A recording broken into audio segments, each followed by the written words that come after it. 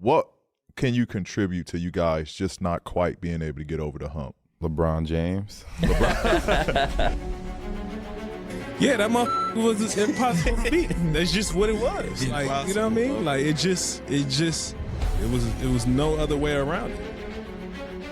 You got to go back to my first 2 years, which was like 57 wins or 59 wins both years.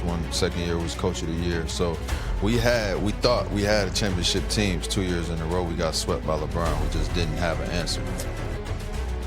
But like LeBron had our number like every single year. No matter what we did, like he had a counter to that. Like to the point like you hear some of the stories like with DeMar and Kyle and Fred talking about like we coming down the court and he yelling the plays out. Like watch from start to finish. Like you go to the cuts and this. Like he calling the plays out. Like the ball's gonna end up in JV's hand on the backside of this, that, and the other, and you sitting down like, oh, you already know this. You know what I mean? Like my mental edge is how I prepare myself every night. It's not about the opponent, it's about my mindset.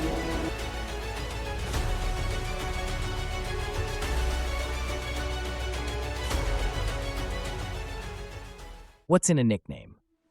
When it comes to LeBronto, it's a story of dominance, heartbreak, and a cultural phenomenon that still echoes through the NBA today.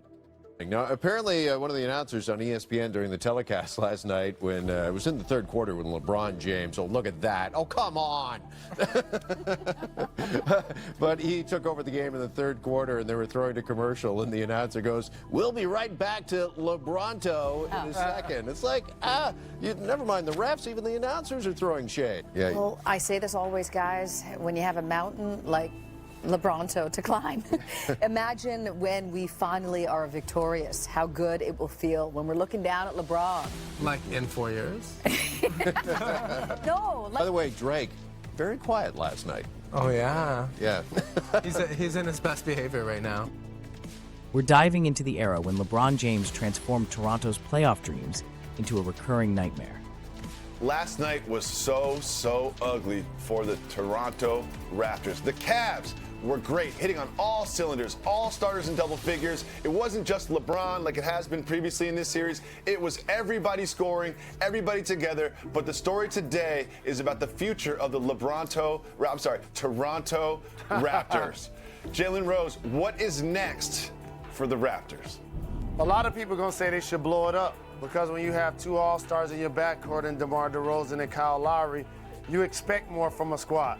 Not necessarily to beat the Cavs, but y'all can't get swept back-to-back Can't get swept seasons. like that. You can't get swept like You that. can't get swept back-to-back That's 8 seasons. straight playoff, 10 straight playoff games they lost to the Cavs, and you can't do that. Like, As a number one seed also, and so for the last handful of years, they have not met expectations at this time of year. Let's set the stage. 2016, 2017, and 2018. 3 consecutive years, 3 playoff series, 3 Cleveland Cavaliers victories. And at the heart of it all, LeBron James. Let's talk numbers.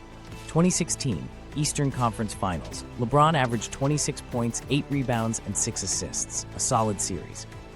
But it was in 2017 and 2018 where the legend of LeBronto was truly forged. 2017, LeBron averaged a jaw-dropping 36 points, 8 rebounds, and 5 assists. He shot a blistering 57% from the field and 48% from 3. 2018, even more brutal, 35 points, 8 rebounds, and 11 assists. He also had a 55% field goal percentage. Think about this. It wasn't just LeBron scoring. He was orchestrating the entire offense, dissecting the Raptors' defense with surgical precision. He was a force of nature. The man was playing at an efficiency level that defied logic. The Raptors, meanwhile, were a team built for the regular season. They consistently racked up impressive win totals, but when LeBron came to town, they seemed to crumble. The pressure, the mental block, it was palpable. Kyle Lowry, DeMar DeRozan, 2 All-Stars, 2 franchise cornerstones.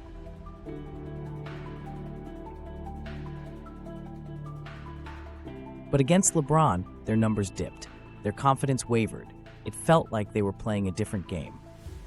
LeBronto wasn't just a sports story. It became a cultural phenomenon. Memes, jokes, social media rants, it was everywhere.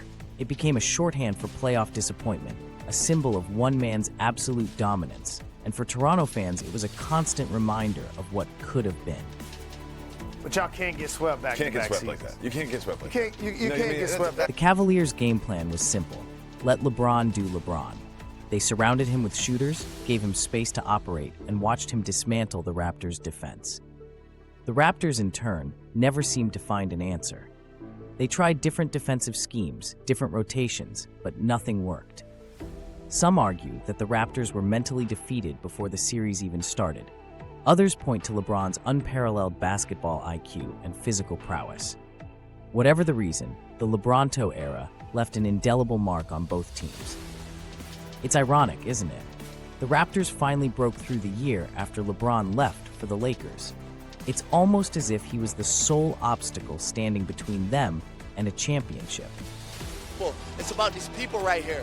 It's about these people. It's about the city. Hey, listen. We have the best player. We have the best fans in the whole NBA, in the whole world. Look around you. Look at this. We created this. This didn't exist before we were here. Look around at the square. I promise you right now, we did this. Doesn't matter what anybody says. They can say it's disrespectful. They can say it's this and that and that. Everybody's within the rules. Everybody's doing their thing. All we are is proud and passionate. We are like a college sports team. The Toronto Raptors are a college sports team, I promise you. I love Toronto. I love this team, and we're going to the NBA Finals. Let's go! Did his departure validate how much he was the problem?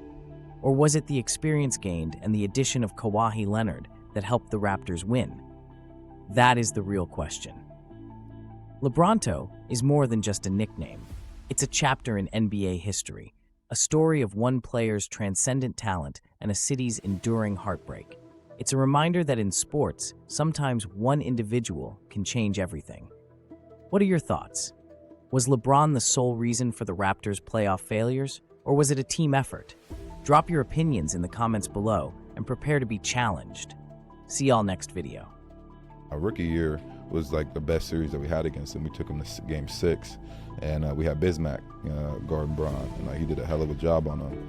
But after that, it was night, man. It was no matter what we did, he had a counter to that. To the point, you hear some of the stories with DeMar and Kyle and Fred talking about we coming down the court and he yelling the plays out, from start to finish, you go to the cuts and this, he calling the plays out. The ball's gonna end up in JV's hand on the backside of this, that, and the other, and you sitting down you already know this. You know what I mean? Trying to throw him off a little bit, you know what I mean? But then you get in trouble for trying to break the play off. Coach, he's saying the play already. And he the story. He I'm not gonna say what teammate, you know what I'm saying, but he told the teammate what to do because the teammate turned around to the bench what's the play? And nah, you go over here and I'm man, this dude's mind is at a totally different level because he knows our stuff, he knows their stuff, and he telling the audibles, for their team to adjust to our defensive schemes, you know what I mean? It's bring it over, no, dude, you're right. It was crazy. It was just like that, man. He was on another level against us, and we just couldn't get over that hump. And that was the one thing that was incredible.